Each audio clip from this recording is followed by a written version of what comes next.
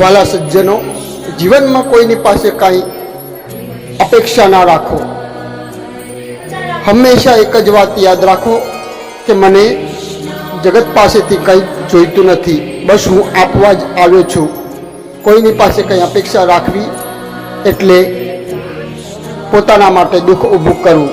જ્યારે માનવીના જીવનમાં જગત પાસેથી લેવાની ભાવના મટીને આપવાની ભાવનાનો ઉદય થાય છે, ત્યારે જ સાચો પ્રેમ અને સાચા જીવનની શરૂઆત થાય છે.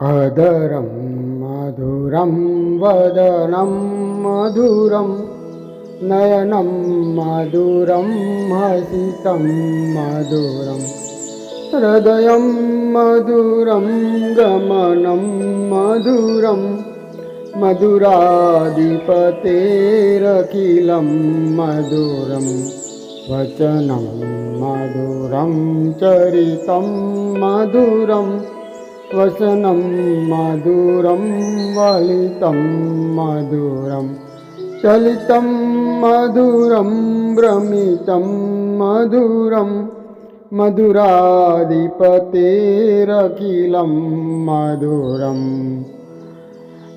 ગીતમ મધુરમ પીતમ મધુરમ ભુક્તમ મધુરમ સુક્તમ મધુરમ રૂપમ મધુરમ તિલકમ મધુરમ મધુરાધિપતેરખિલમ મધુરમ કરણમ મધુરમ તરણમ મધુરમ અર્ણમ મધુરમ સ્મરણમ મધુરમ વમિતમ મધુરમ સમિતમ મધુરમ મધુરાધિપતેરખિલમ મધુરમ ગૂંજા મધુરા માલા મધુરા યમુના મધુરા વીચી મધુરા સલિલમ મધુરમ કમલમ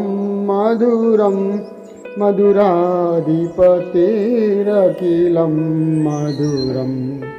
જય શ્રી કૃષ્ણ. મારા મૂગા અને વાલા શ્રોતાઓ, આપણે ગયા પ્રકરણથી મહાન ભક્ત ભગવાન વલ્લભાચાર્યએ ધ્યાનની ટોચ અવસ્થામાં ભગવાન કૃષ્ણના જે દર્શનની અનુભૂતિ થઈ તે મધુરાષ્ટકમના વર્ણન કર્યું છે, જેનો આપણે સમજવાનો પ્રયાસ કરી રહ્યા છીએ.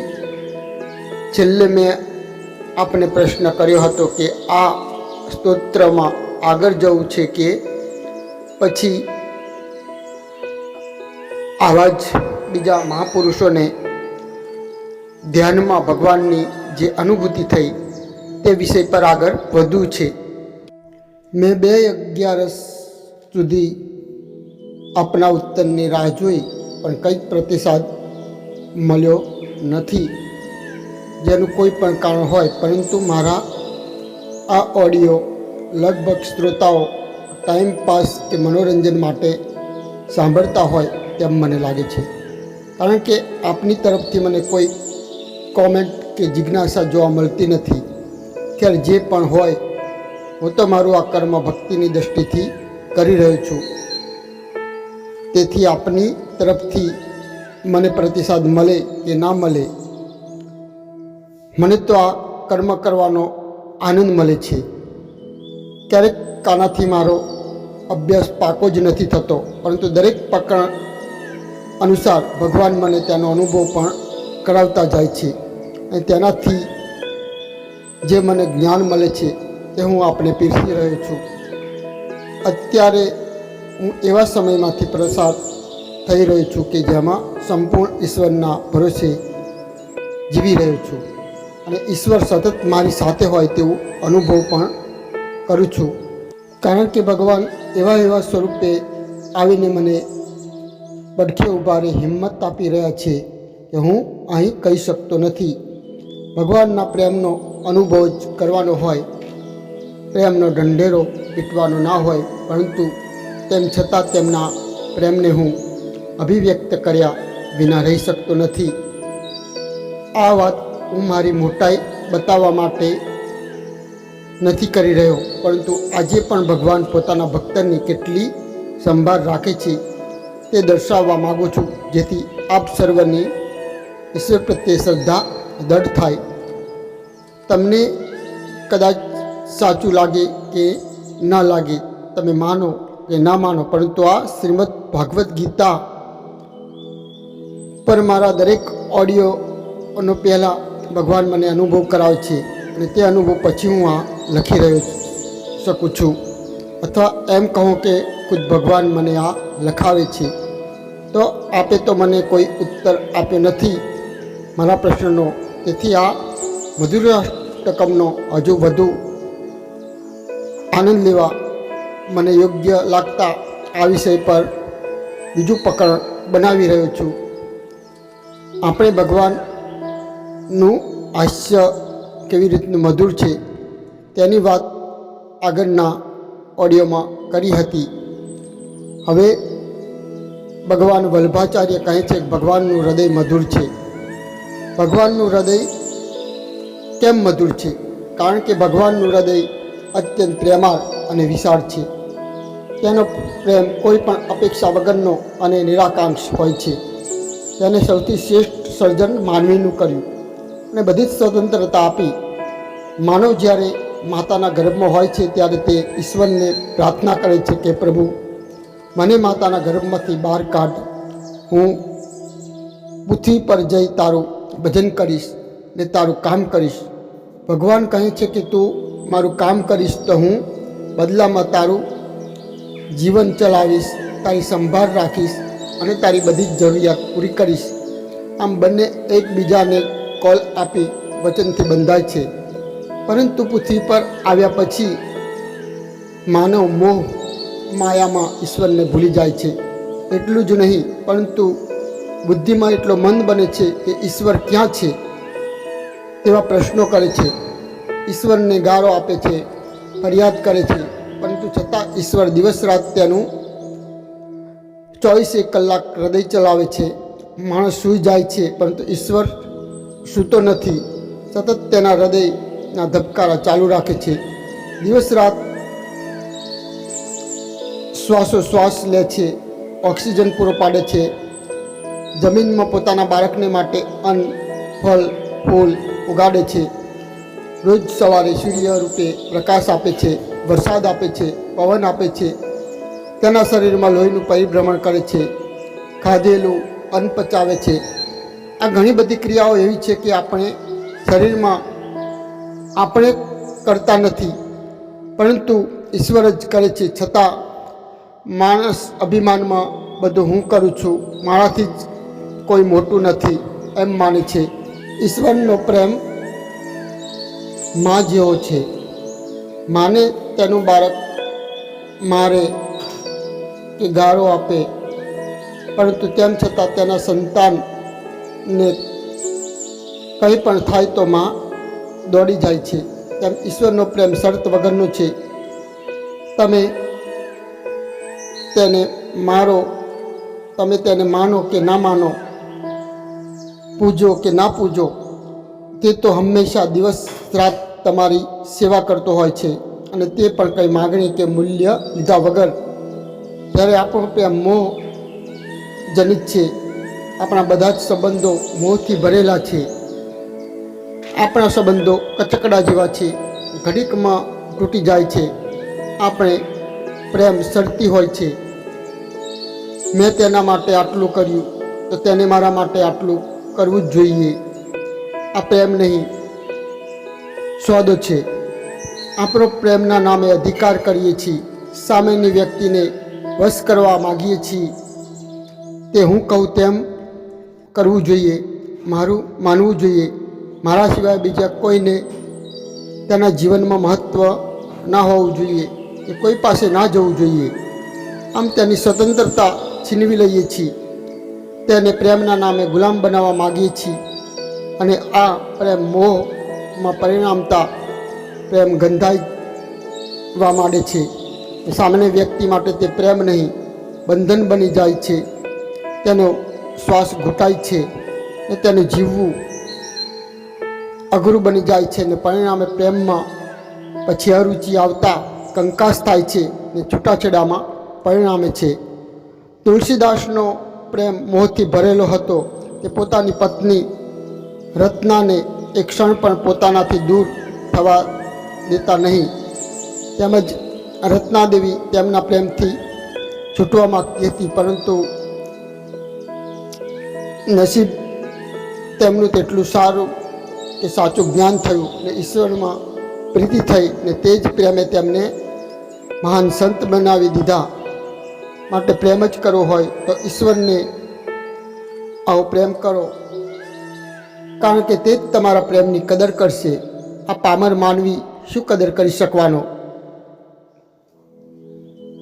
પ્રેમ તો પવિત્ર હોવો જોઈએ. સામાન્ય વ્યક્તિને પૂરી સ્વતંત્રતા આપતો હોય છે. તેની ખુશીમાં જ પોતાની ખુશી કે આનંદ હોય છે. આવો પ્રેમ ભગવાન અને સંતો કરી શકે. આપણે બધા તો પ્રેમનો સ્વાદ ચાખ્યો જ નથી, નહીં તો જીવન બદલાઈ જાય. એકબીજા માટે સમર્પણ, ત્યાગ ભાવના આવા પ્રેમમાં હોય છે. જે પ્રેમ શરીરનો નહીં પરંતુ આત્માનો હોય છે. મારો બનાવવાની ભાવના કાઢી તારો અને હું તેનો છું, આ ભાવના બનાવવાની છે. તમે કોઈ વ્યક્તિ ના બની જશો તો સામેનું પાત્ર આપોઆપ તમારું બની જશે. કૃષ્ણ અને રાધાનો પ્રેમ આવો હતો. માટે જ કૃષ્ણએ રાધાને પ્રેમ કર્યો પણ લગ્ન કર્યા નહીં. આમ તેમના પ્રેમમાં પવિત્રતા હતી. આમ કૃષ્ણના પ્રેમમાં બંધન નહોતું, પરંતુ નિરપેક્ષ નિરાકાંક્ષ પ્રેમ હતો. અને તેથી જ કૃષ્ણના પ્રેમમાં ગોપીઓ પણ ઘેલી બની હતી. કૃષ્ણ પાછળ ગોપીઓ ઘેલી બની. કૃષ્ણ ભગવાન 16,000 રાણીઓના પતિ હતા, પરંતુ તેમાં તેમની વાસના નહીં પણ નિરપેક્ષ પવિત્રતા હતી. સમાજ આ રાણીઓને સ્વીકારવા તૈયાર નહોતો, ત્યારે ભગવાન કૃષ્ણે તેને પોતાની બનાવી તેમનું નામ આપ્યું અને જીવન આપ્યું. પ્રેમમાં અધિકાર ભાવના હોતી નથી, તેમાં તો માત્ર સામેના પાત્રને ખુશ જોવાની ભાવના હોય છે. કૃષ્ણનો પ્રેમ આત્માનો પ્રેમ હતો, વાસનાનો નહીં. આ પ્રેમમાં વાસનાને નિયંત્રિત કરી વાસનાને શુદ્ધ પ્રેમમાં રૂપાંતરિત કરવી પડે છે. કૃષ્ણએ આવો પવિત્ર પ્રેમ ગોપીઓને કર્યો હતો. તેમાં કામવાસના કે અધિકારની ભાવના નહોતી. તેથી જ ગોપીઓ કૃષ્ણના પ્રેમમાં ઘેરી બની હતી. કૃષ્ણનો પ્રેમ આત્માને સ્પર્શતો હતો. તેથી તેમના પરિચયમાં આવનાર દરેક વ્યક્તિ તેમના દીવાના બની જતી.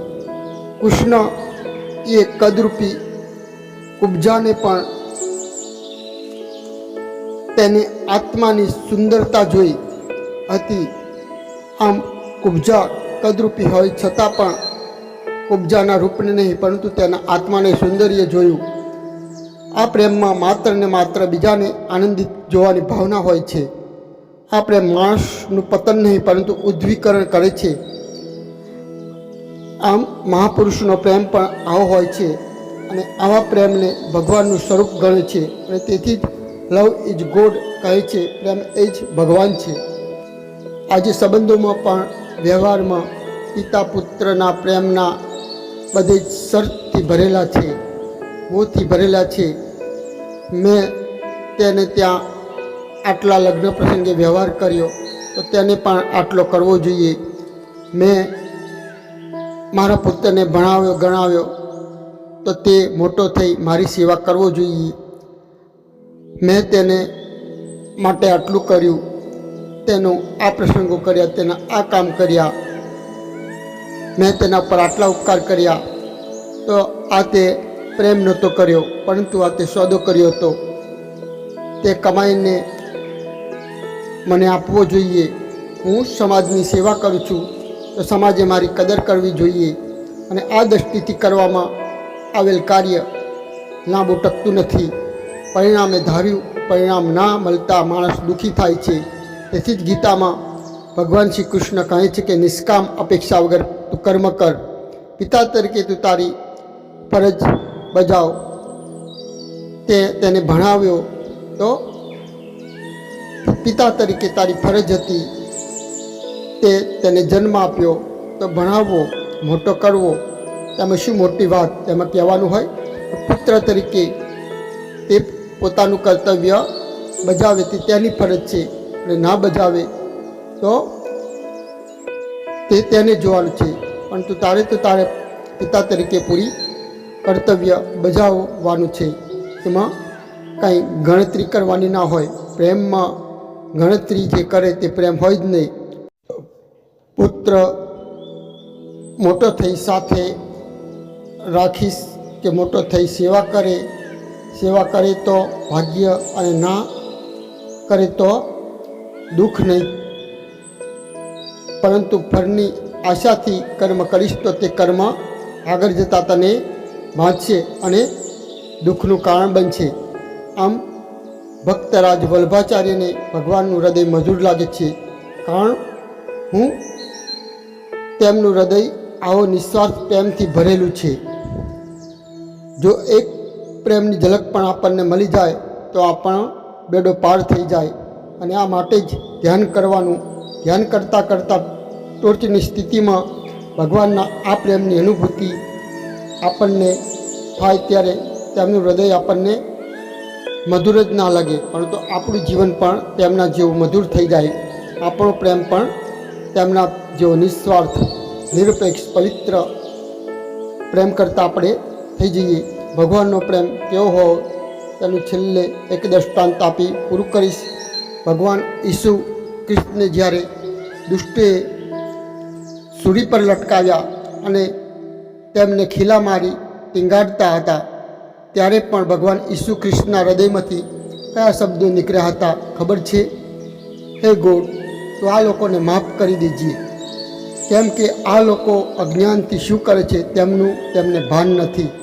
આમ પોતાને યાતના પહોંચાડનાર, સૂરી પર લટકાવનાર પર પણ ભગવાન ઈસુની કરુણા વરસતી હતી. ઈસુ કરુણા વરસાવતા હતા, કારણ કે ભગવાન ઈસુને તેમના પર ક્રોધ કે ઈર્ષા નહીં પરંતુ દયા આવતી હતી. કારણ કે તે જાણતા હતા કે તે કર્મનું તે કયું ભાથું બાંધી રહ્યા છે. તે કર્મ પાપ કર્મના રૂપે તેમને આગળ જતાં કેટલું ભોગવવું પડશે. અને તેથી જ તેમના હૃદયમાંથી પ્રેમના શબ્દો નીકળે છે કે ભગવાન, તો આ લોકોને માફ કરી દીજે, કેમ કે તે જે કંઈ પાપ કરે છે ત્યારે તે અજ્ઞાનવશ કરે છે, તેમને તેમનું ભાન નથી. આમ આવો પ્રેમ મધુર હૃદયમાંથી જ નીકળે, અથવા તો ભગવાનનો પ્રેમ આવો છે તેમ તેમનું હૃદય મધુર છે. એ દુષ્ટો પર પણ કૃપા કરે છે. એ પોતાને 100 ગાર્યું આપનાર શિશુપાલનો પણ ઉદ્ધાર કરે છે. તો ભગવાનનું હૃદય આ રીતનું મધુર છે, ને આપણું હૃદય પણ આવું મધુર બને એ ભગવાનને પ્રાર્થના સાથે ભગવાનનો પ્રેમ સમજીએ અને આપણા જીવનમાં ઉતરે, ધ્યાનમાં ભગવાનના પ્રેમની અનુભૂતિ થાય તેવી પ્રાર્થના સાથે આપ સર્વને મારા પ્રેમથી જય શ્રી કૃષ્ણ. અને ફરી પાછા હવે આવતી 11 આપણે આગળના પ્રકરણમાં મળીશું. ત્યાં સુધી આપ સર્વને મારા પ્રેમથી જય શ્રી કૃષ્ણ. अच्युतं केशवं कृष्णदामोदरम्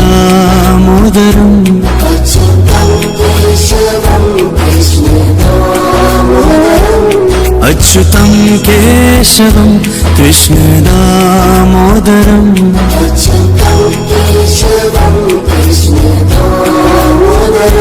रामनारायणं जानकीवल्लभम्